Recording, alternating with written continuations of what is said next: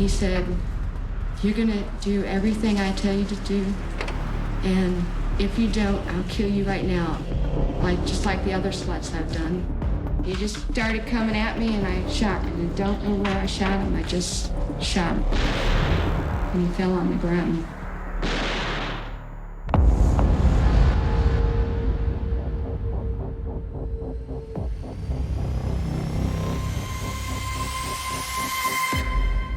Aileen Wuornos is widely considered to be America's first female serial killer.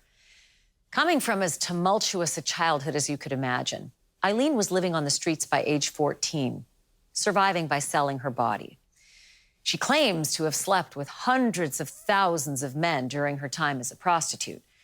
But starting in 1989, she went on a rampage that would result in 7 dead men. And she claims it was all for love.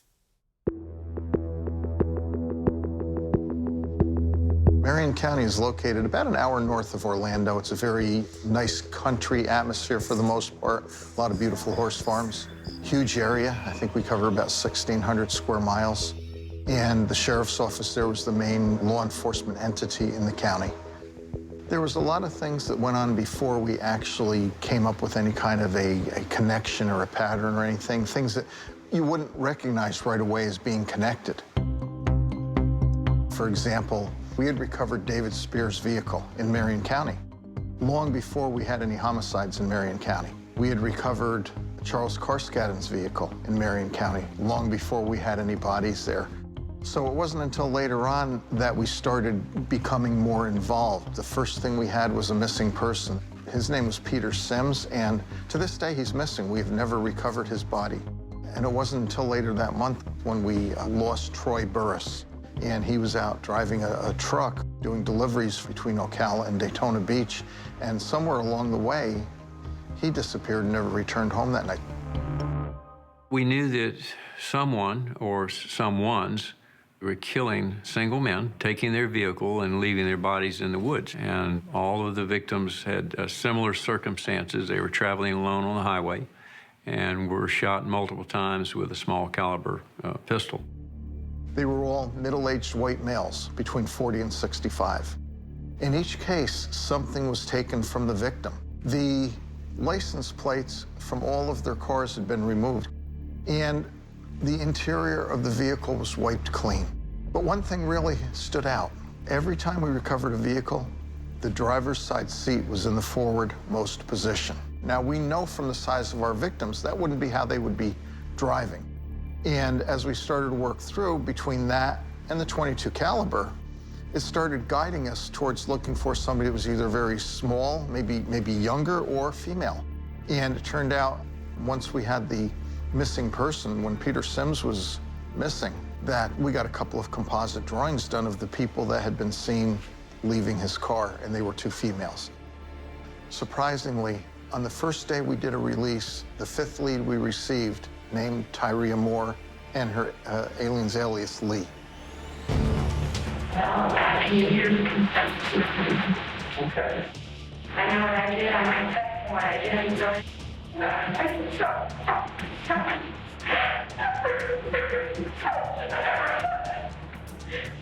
I just opened up the fire. With Aileen Wuornos, in meeting with someone that is, quote, serial killer, it can be a very abrupt experience, very negative experience, and it was the opposite.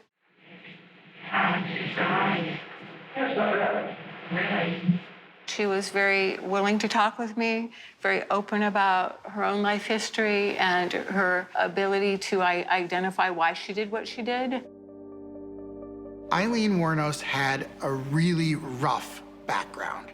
This is a woman who really didn't stand a chance in life. When she was growing up, she had no family. Her father was an inmate in the state prison. He had been put in on some very serious violent crimes. Her mother abandoned her when she was 5 months old. Her grandparents raised her, but they hated her. They treated her horribly. And she eventually moved out when she was 11, 12, 13 years old. She was out on her own. She didn't have any parents. I raised myself ever since I was 14. If I had a family, I'm sure you need to forget it. That's easy. I wouldn't have been. She was prostituting. She was living a very, very bad life. So she never had a family structure. As she grew older, she never had a good relationship. When she turned 20, she married a 76-year-old man. And I think about 9 weeks into it, she beat him with his cane and he filed for divorce. And so by the time she was a prostitute in Florida and just servicing these men that sometimes did abuse her, that treated her like an object, you know, she was in a situation where she could never get out of it. I shot him, and then I said to myself, Jan, you know, if I didn't have shot him, he would have shot me because he would be me, because he probably wouldn't want to get it or try to rape me. So I shot him, and then I thought to myself, well, I might as well just keep on shooting. Then I thought to myself, well, it's dirty bastard, he's dirty guy. I called for a meeting with the state attorneys, and I told them that I wanted to take the first trial. I assured them that I would convict her and that she'd get a death sentence. The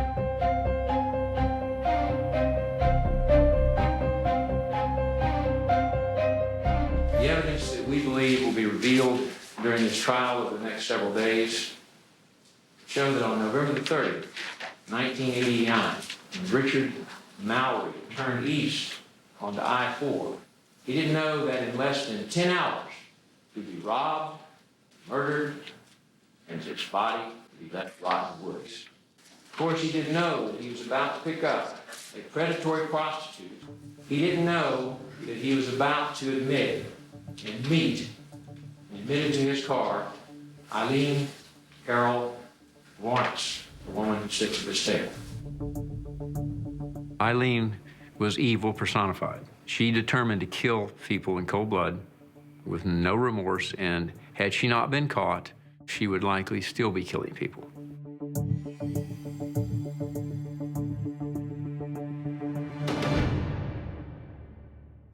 Ladies and gentlemen, the evidence is going to show that when Aileen Wuornos jumped into the car with Richard Mallory on that rainy night in December of 1989, she had no idea that she was going to be traveling with him into a nightmare, and that ride would ultimately bring her into this courtroom today. Aileen was represented very ably and very competently by Trish Jenkins, Billy Nolan, and Bill Miller. They were highly formidable, erudite public defenders who knew what they were doing. I think what do you know in a case like that? They gave Aileen an excellent defense. Existence for Lee was getting to be very dangerous. The frequency with which she met physical abuse was escalating. Time after time after time, she was raped. Time after time after time, she was beaten up and she wasn't paid. Finally, she armed herself.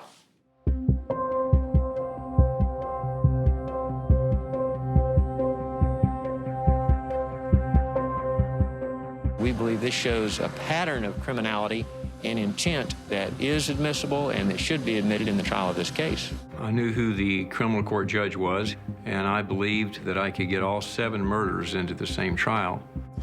I researched it in the week or two before we started picking the jury, and it was probably within 5 minutes of the time that I was asked to rule that I made my decision.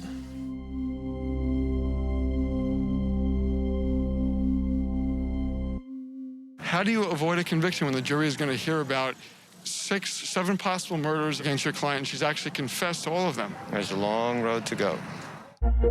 My brother was a good man. He was a good brother. He was a good father. I remember, yeah, he's the one who did that. He was going to tell me.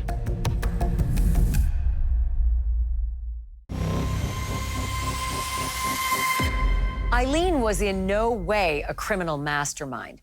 Yet before she was caught, her killing spree had spanned the state of Florida and had continued for a year.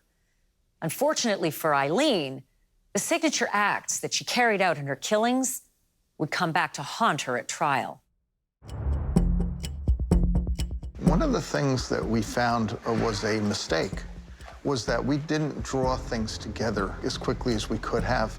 Unfortunately, the ballistics were submitted to different labs, and it was just the way the state was set up and the locations that the homicides occurred in, so there was no connection right away. And it wasn't until we started working our first homicide of Troy Burris that we started connecting the dots. Ultimately, ballistics and forensics revealed that it was the same weapon used in all of the homicides, and we realized we had either a single killer or maybe more than one person operating and robbing, perhaps hijacking men on the highway and killing them. I am Troy Burris's sister. Oh, I just loved him so much. My brother was a good man. He was a good brother. He was a good father. He was a happy person when he moved to Ocala because he could have horses and pigs and ducks and things, and he was happy there. All right. There you are. His wife called, and she said, Troy has not come home yet. And I'm worried. Well, immediately, I was sick because it was bad because he didn't do those things. I had put flyers up. Anybody that saw him or anything like that, because we were desperate to find him. I was afraid if something happened because he carried money, quite a bit of it, for the company. There was a police officer, the sheriff's department, name was John Tilley, and he started working it, and he was good. Can you tell us when you first began an investigation surrounding the death of a Troy Burris? The first time it occurred was on July the 31st of 1990. There had been a report of a missing man, identified later as Mr. Burris. They got a call from a retired policeman that lived in the forest. He said they found a man's body, and it might be your brother, so just stay right here. And they had found him. And then we got the guy that, in a big sausage truck off 19 and 40. All right. I remember him. He's the one who did that. He was going to kill me. Which guy was that, man? The sausage truck. The body was lying face down. It had been covered with some palm fronds.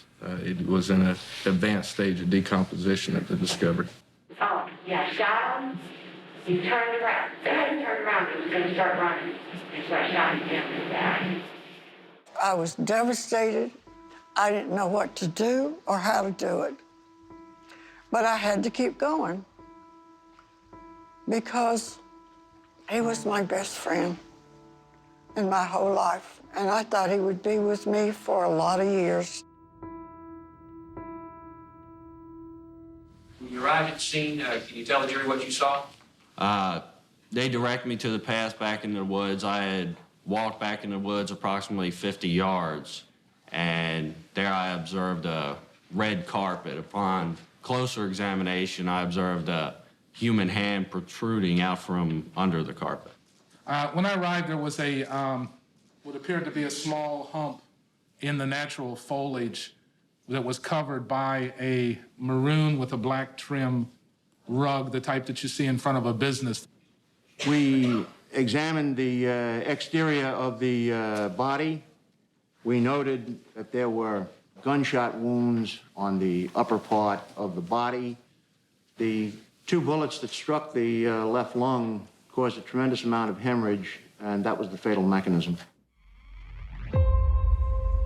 Wuornos' girlfriend, her daddy was a sheriff in another state, so she got scared about all the publicity, and she went up there.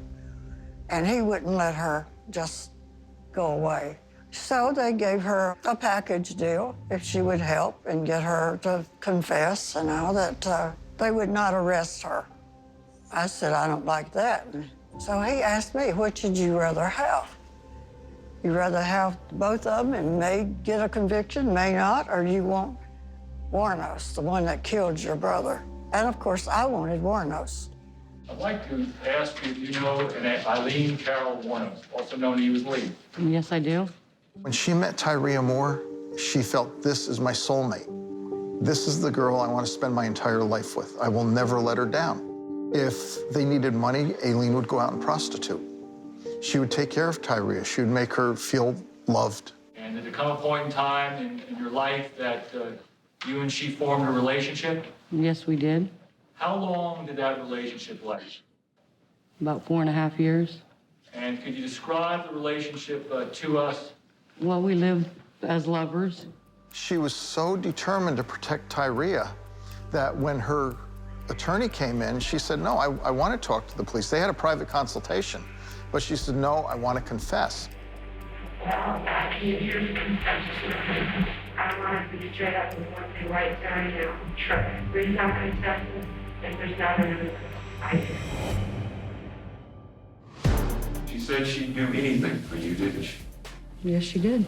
I'll get you $10, Jack. Somebody's sitting there and you got a little tape recorder and you're trying to... I do not. I love you. I know you do.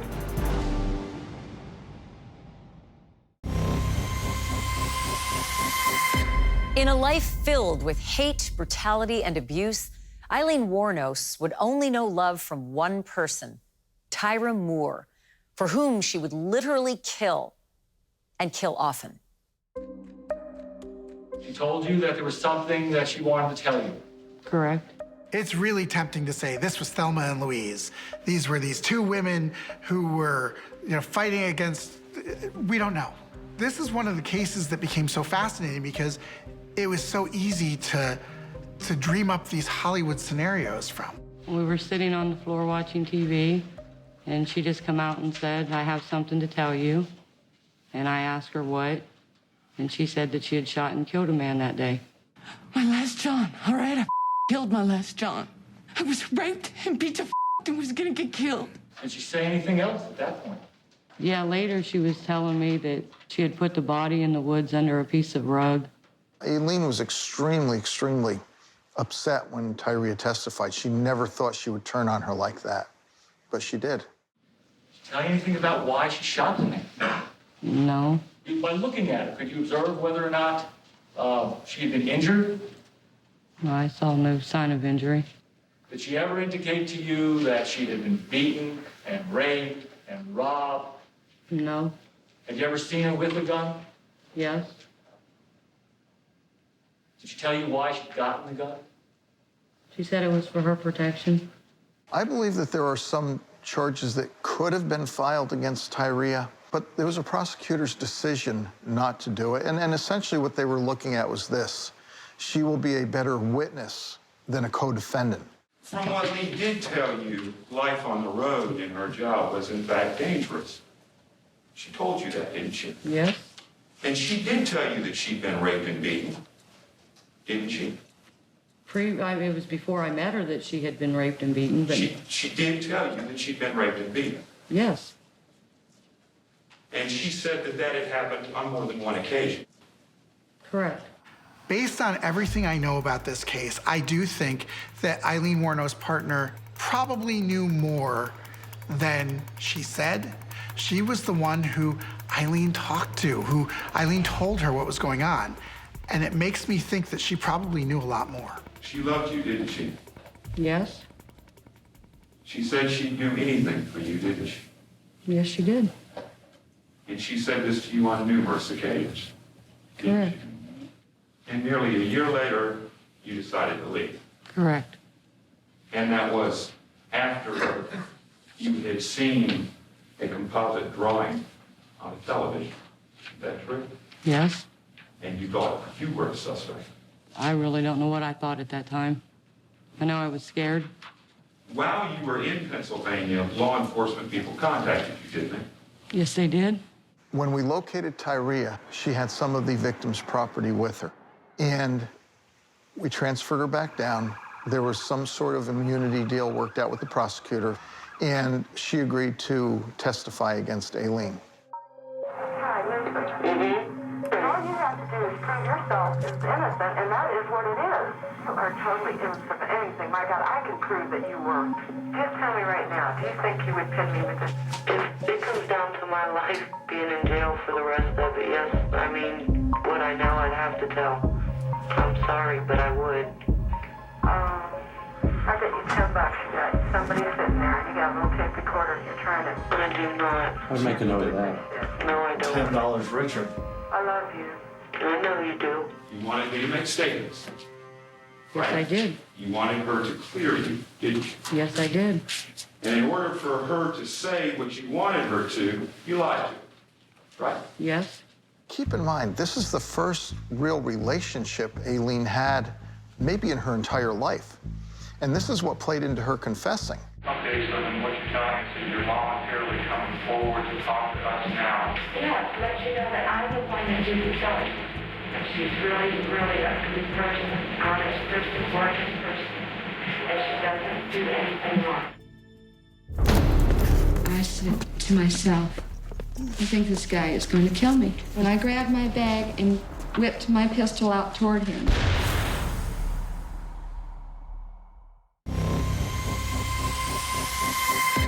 It is very rare in a murder trial that a defendant takes the stand in his or her own defense. The theory being that they already have the presumption of innocence, so testifying just carries more risk than reward. Nonetheless, Aileen Wuornos insisted on personally rehashing for the jury the night she shot and killed Richard Mallory. When she walked in, my heart just stopped. Please state your full name for the record. Aileen Wuornos. I was very angry, of course, but I knew that I had to behave myself. How old are you? 35. Where are you from? Troy, Michigan. When did you leave home or come to Florida? Around 14 years old. Okay. Why did you come to Florida? Because when I was younger and I was living out in the streets, I was sleeping in the snow and all. It was too cold. Aileen was very compelling. She was very riveting. You'd seen her depicted so many times in pop culture. To sit down and meet with her was sort of, wow, there was a surreal aspect to it. Describe your trip with Mr. Mallory from the time he picked you up until, let's say, Orlando. So when he picked me up, he asked me, you know, where I was going. I told him Daytona. I was real glad and everything. I said, I'm a hooker. I hustle for a living. And he said, hustle, you mean a sex? And I said, yeah, this is sex. So then he said, well, God, I thought we were gonna get it on. I mean, eventually get it on together, but you don't do it free. You probably, you do it for money, right? I said, that's right, I do it for money. Then he asked me how much I charged, and I said, $100 an hour. Something had to trigger all of this. Something had to be the straw that broke the camel's back. And there is talk that maybe it was Mallory. Maybe the way he treated her was the thing that pushed her over the edge and made her into, frankly, a serial killer. Richard Mallory liked to party. And what happened with him is on the weekends, he liked to go to Daytona Beach. So he closed up his shop one evening, headed over to Daytona, and it was on the way to Daytona that he ran into Aileen, who had been hitchhiking at the time. And he said, what if I told you I don't have enough money? And I said, Richard, I said, no way. I said, I'm not here for my health. I said, we made an agreement. I'm sorry, but I guess we're going to have to just call this off. I was going to turn to look at him, and before I even got a chance to turn and look at him, he whipped a cord around my neck and pulled me toward him. Okay. He said, you're going to do everything I tell you to do, and if you don't, I'll kill you right now, and I'll you after, just like the other sluts I've done. He was choking me, and I was holding it like this, and he said, do you want to die, slut? And I just nodded no. And he told me to lay down on this car seat. I had to lift up my hands like this, and he tied my hands, and he tied me to the steering wheel. He began to start having okay. And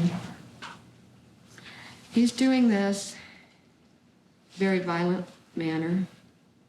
And I said to myself, I think this guy is going to kill me. He's going to get rid of me. Or I don't know what he's going to do, dissect me or something. I don't know what he's got in this bag. Like, he's strange. He is totally weird. Richard Mallory was a convicted sex offender. He ended up getting killed. And he may have been violent with her, and she reacted defending herself. Now, if that's the case, when she wanted to kill again, she would find somebody who reminded her of Richard Mallory. Because keep in mind, the victims were all relatively similar in many respects. I jumped up real fast and I spit in his face. And he said, "You're a dead bitch, you're dead." And he's wiping his eyes. And I laid down real quick and I grabbed my bag. And he was starting to come for me when I grabbed my bag and whipped my pistol out toward him. And he was coming toward me with his right arm, I believe. And I shot immediately. And I think I shot twice, as fast as I could. And then what'd you do? And he started coming at me again. And I shot. He stopped. I hurried, kind of pushed him away from me. And he kind of sat up on the driver's seat. I hurried, opened the passenger door, ran around the driver's side, opened the door real fast, looked at him, and he started to come out. And I said, "Don't come out. Don't come near me. I'll have to shoot you again," or something like that. He just started coming at me, and I shot. And I don't know where I shot him. I just shot him, and he fell on the ground. She doesn't want to say it's self-defense because I believe she is involved with millions of dollars, books and movies.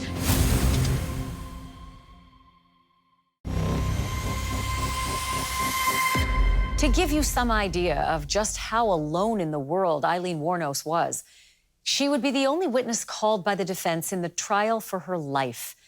And that was the easy part. Now she'd face cross-examination and be forced to defend her killing of Richard Mallory. After she killed Richard Mallory, Aileen went into a hiatus for 6 months. She didn't kill for 6 months after that. She was deathly afraid she was going to get caught. You notice also that on the people that were killed, the second through the last victim, they were a little different. With Richard Mallory, she only shot him 4 times. And she took a camera and she took a radar detector, both of which she pawned. With the other victims, though, she increased her rage. So with David Spears, she shot him 6 times. Then very shortly after, she shot Charles Korsgaden 9 times. So now that rage is increasing.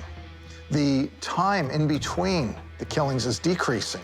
And what she did at this point was she would take cash. She would take items she could pawn. But she would also start taking trophies and souvenirs. Their families must realize that no matter how much they love the people that died, no matter how much they love them, they were bad because they were going to hurt. When we arrested her, she had a little briefcase. And we interviewed the people in the bar. And they said that she always had that with her, and she was very protective of it, and she put it in a certain spot. So we got a search warrant for the briefcase. We opened it up. There was a roll of paper towels. There was a bottle of Windex. And there was a receipt for one of those mini warehouses that you can store your stuff at. So we got a search warrant for that mini warehouse. And we went and we searched it. We found property from 6 of the 7 victims all together there. How did you know who I was in that bar? We pawned some stuff, the radar detector and camera. Ah, yeah. Thumbprint. Oh, wow. Okay, sorry. Did you tell Detective Corzeppa at any time that you were strangled with a cord by Mr. Mallory? Well, every time I tried to start telling you or him about what was happening, he'd interrupt me and ask me how many times was this person shot? What kind of items did you take? Did he say anything after when you shot him? Where did you leave his car? I never got a chance to ever express myself. I was always interrupted. Then he started to get out of the car, and I ran around to the front of the car. He started coming toward, and I thought, Can I interrupt for just a second? You said that there were 6 guys. Do you remember which 6 they were? I don't even know their names. Which cars were they? There was no way that I could have even remembered. I was hysterical, under a shock. And they had forced me to talk, saying that they're going to arrest Tyra Moore if I don't answer their questions on the case, which I didn't want. I was only there to confess about Tyra's innocence because I just got done talking to her on the phone and told her I was going to confess to clear her. Yes, baby boy. Try to keep your mouth shut. I can't promise that I can. I mean, like I said, honestly, if you open up your mouth, they're going to think that we're the people, and then we're not. So when you tell them I'm a hooker, it's going to sound like it. Yeah. So why don't you just, forget it? You just don't say that. You know I'm not a very good liar. The police had her set up so they could record your telephone calls, didn't they? Yeah, they had me set up so that I talked to her about, and her trying to ask me to clear her when Tyra Moore knows more than she's even talking about. I only cleared her because I loved her. What is it that Tyra Moore knows that she's not talking about? She knows that it's self-defense, and she is not telling anybody anything. She's not saying anything because she's involved in this books and movies. These people that are involved in books and movies have to have my blood in order to get the money. Well, so they're willing to lie. Are you saying it would? I'm asking you about jeopardizing Tyra Moore. You said it would jeopardize Tyra Moore if she told a self-defense story. How would that jeopardize her? That was your word.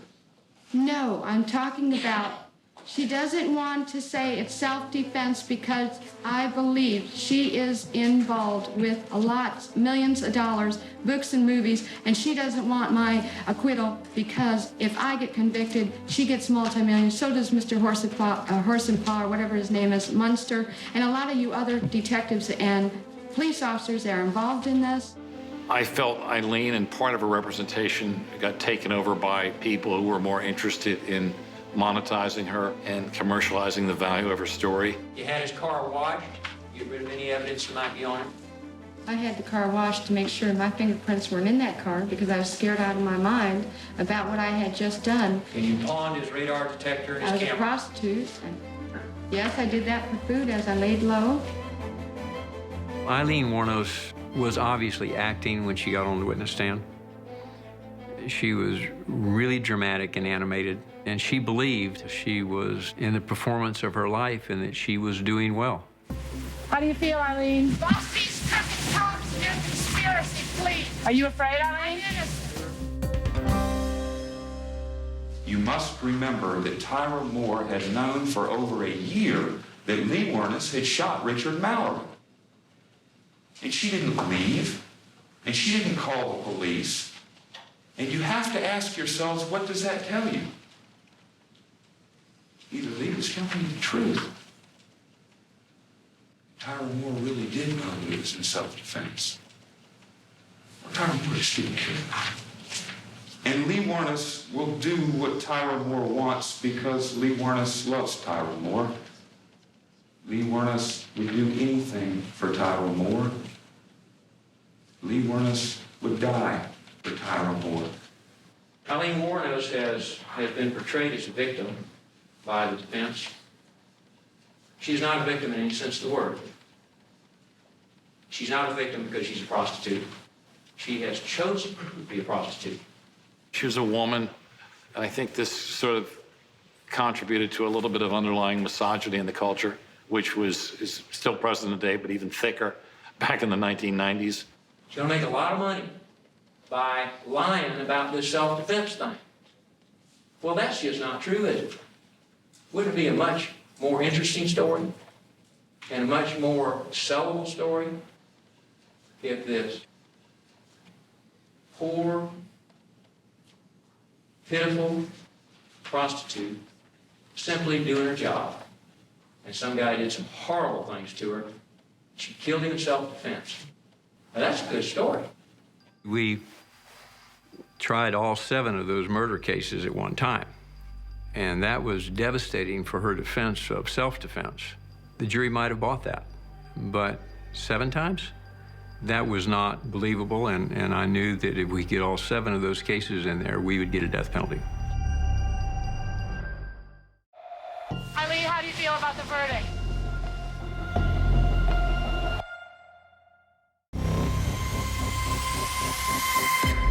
Aileen Wuornos knows that her life is literally on the line.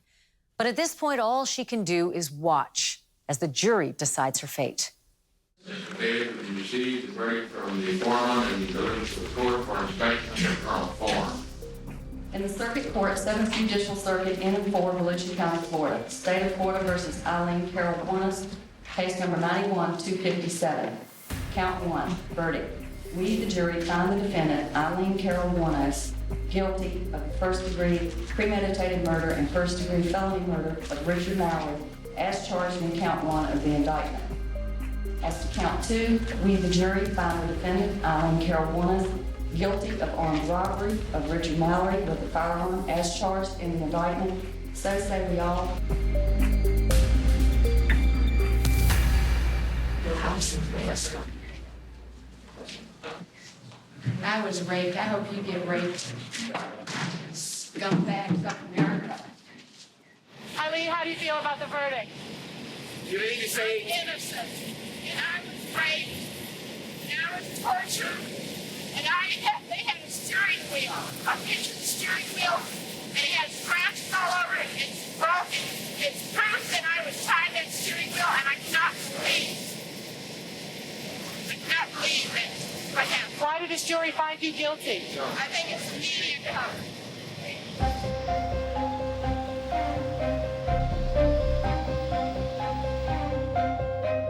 As quick as this jury came back, do you anticipate then that, in fact, your hopes of getting a death penalty conviction will also come as quickly and come in fact? Well, certainly the verdict and the time in which it was delivered is encouraging, but there's a great deal of evidence to be presented on both sides, and I'd rather predict after the jury renders their verdict. Clinicians seeing the type of behavior that Lee Wuornos exhibits, some clinicians would characterize her as schizophrenic, right? The most common categories given to those individuals now called borderlines would be schizoid personality disorder, paranoid personality disorder, or schizophrenic. And those types of people traditionally have been hospitalized, have they not? Many.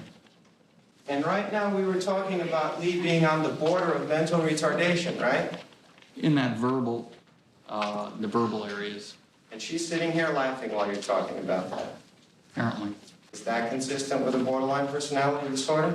Yes. I felt she had some profound mental aspects to her that I characterized differently in the state attorney. I would say she was psychotic. The state attorney says, no, she's just antisocial, which is like delicacy about everybody. She was diagnosed as antisocial personality disorder and borderline personality disorder, which devalues other human beings. I think she finally reached the point that she wanted the money and was tired of doing what she'd been doing, and so she was going to punish them for her life. From what I learned through the investigation, Richard Mallory had picked her up as a hitchhiker. They drank together, they partied together, but the other men were not the same as Richard Mallory. And unfortunately, to this day, there are a lot of people that believe that all of these men were Johns. They were picking her up for prostitution, and it just wasn't the case. We have Mr. Humphreys, who was driving. He stops to get a drink at a truck stop along I-75, and he gets literally abducted. The forensic evidence showed us this because there was a bruise on his right side from the barrel of a gun. He's not picking her up for prostitution. He's not picking her up as a hitchhiker. He's getting abducted. So that's the difference, and that's what we see with most of the other victims.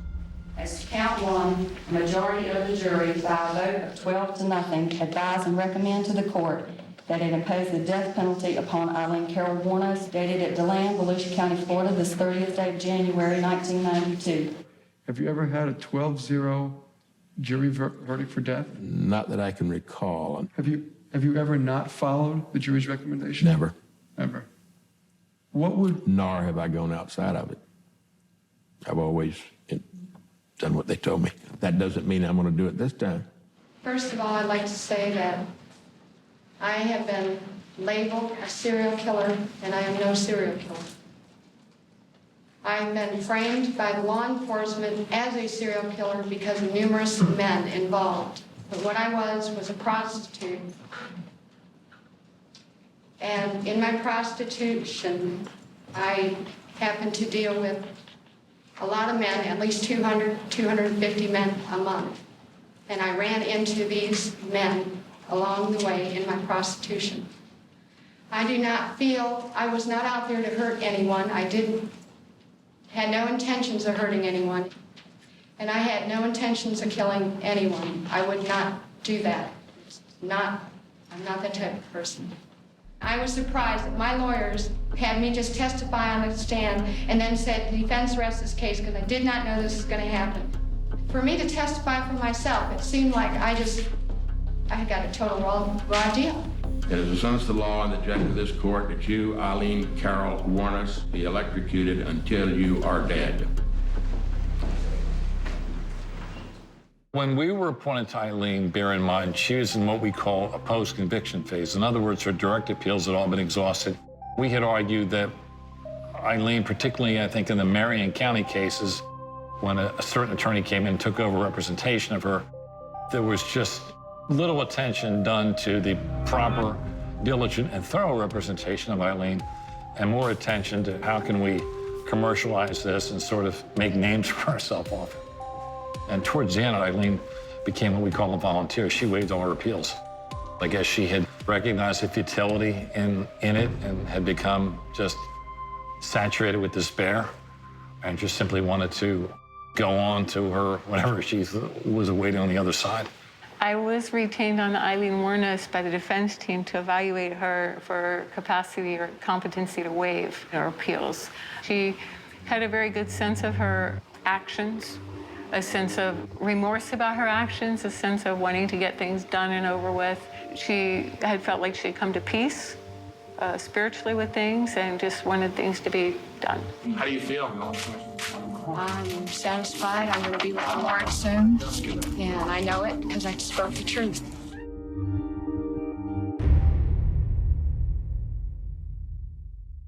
With the crimes that she committed, and there's no way the family members are going to get their loved ones back. But I think this is a little bit of closure.